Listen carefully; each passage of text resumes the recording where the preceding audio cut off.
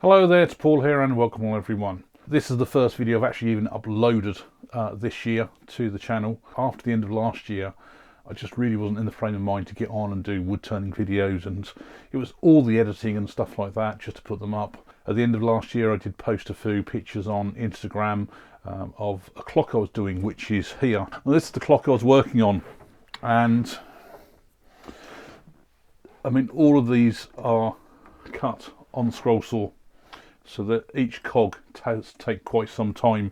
And the original wheel I had on here for holding the string and the weight was this small one here, and I found that there was not very much leverage on this, and it required a massive amount of weight to actually really put any force through for the pendulum.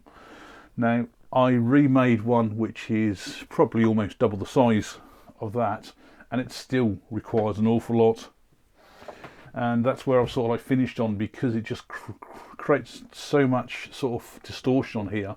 These are all made out of 9mm ply, where I think they could probably just do with being a lot bigger.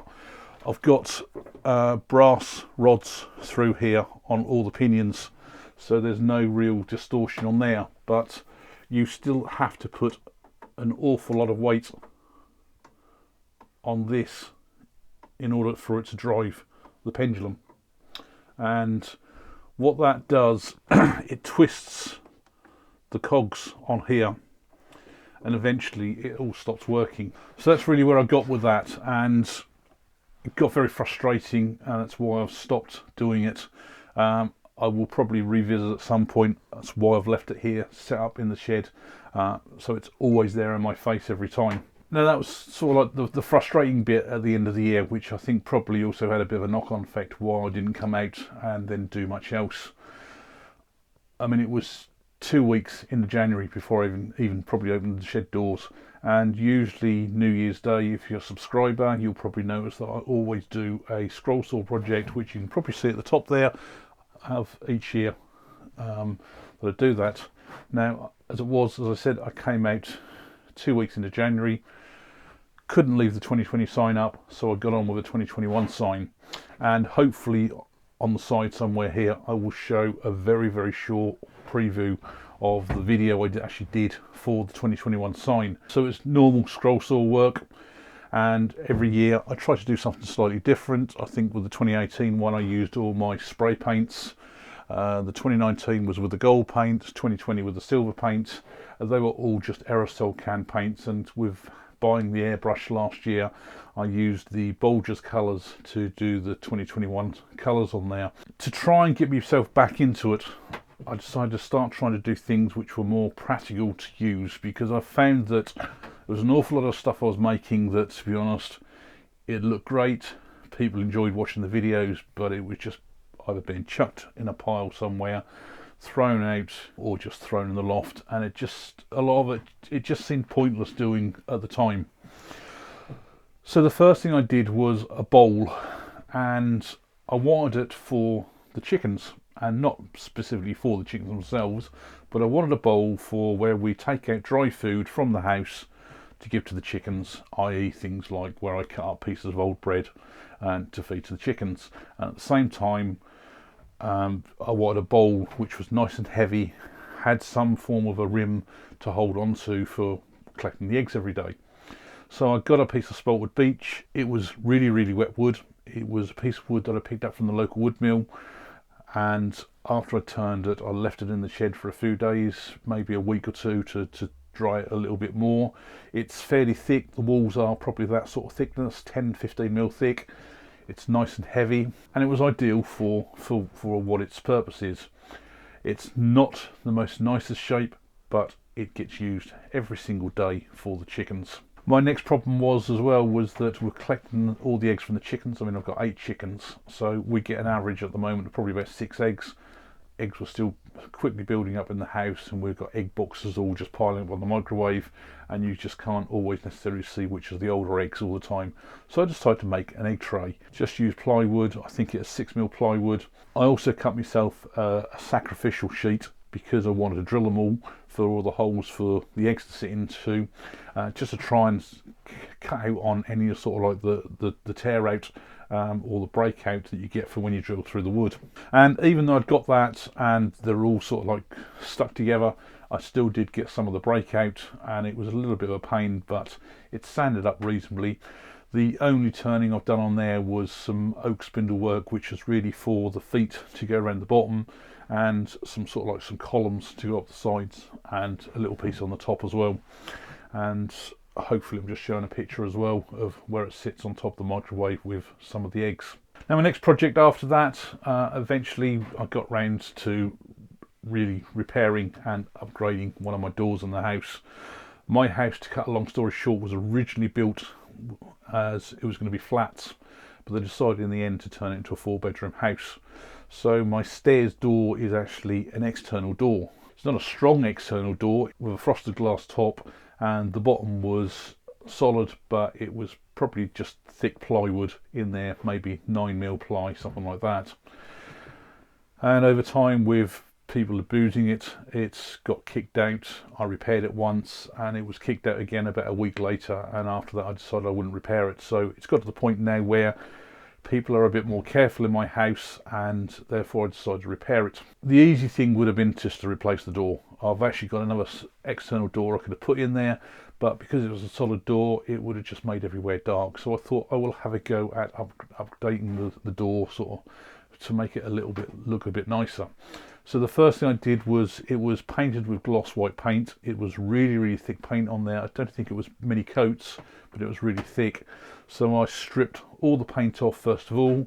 That took a couple of days with the paint stripper and then sanding it back. I then used some stains I bought from Screwfix to give it like a light oak colour, and I think the sort of like the inner bits, sort of like the beading bits, I then gave like a dark oak colour so that they stood out a bit.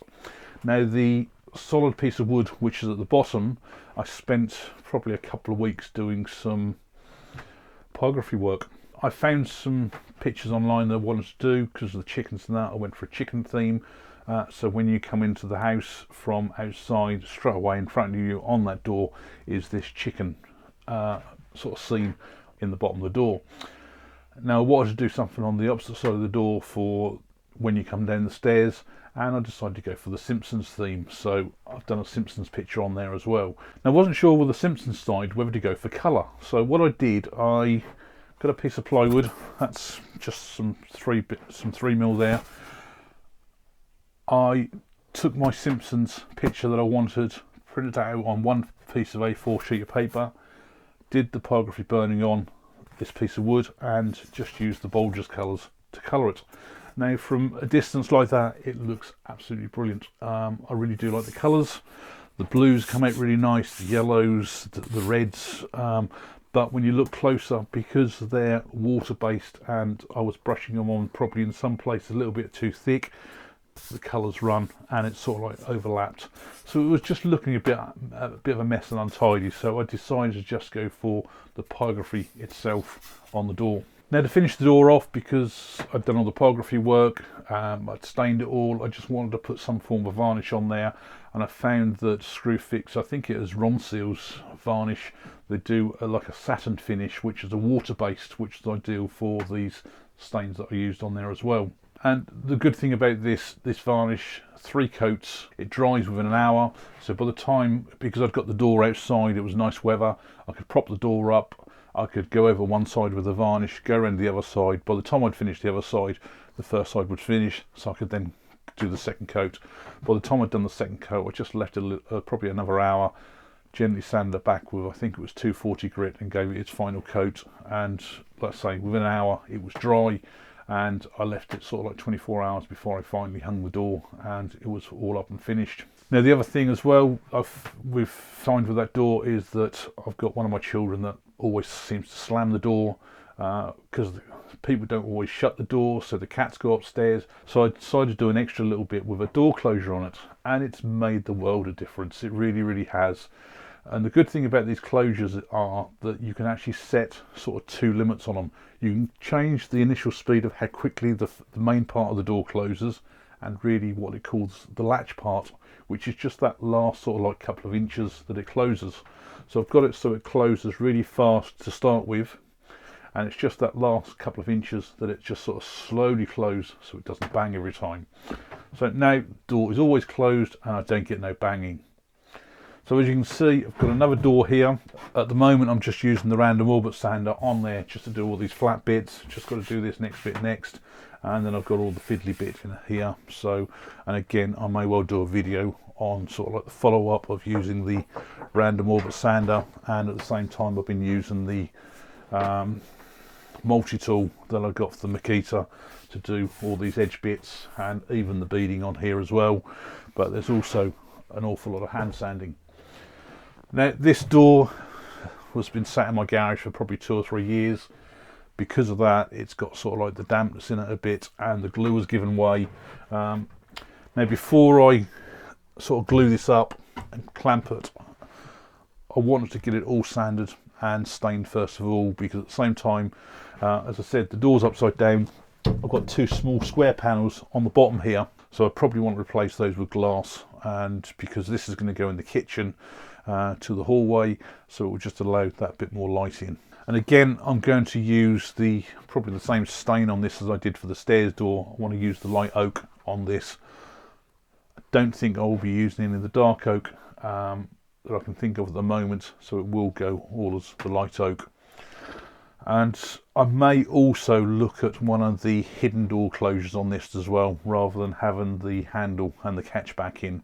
So as I say, I've not done an awful lot of wood turning, but certainly the last couple of months I've been really busy doing other things, like say with the doors and all the other sort of things that I class as sort of more practical projects for what I want to have a use for. So if you got this far in the video, thank you very much for watching everything.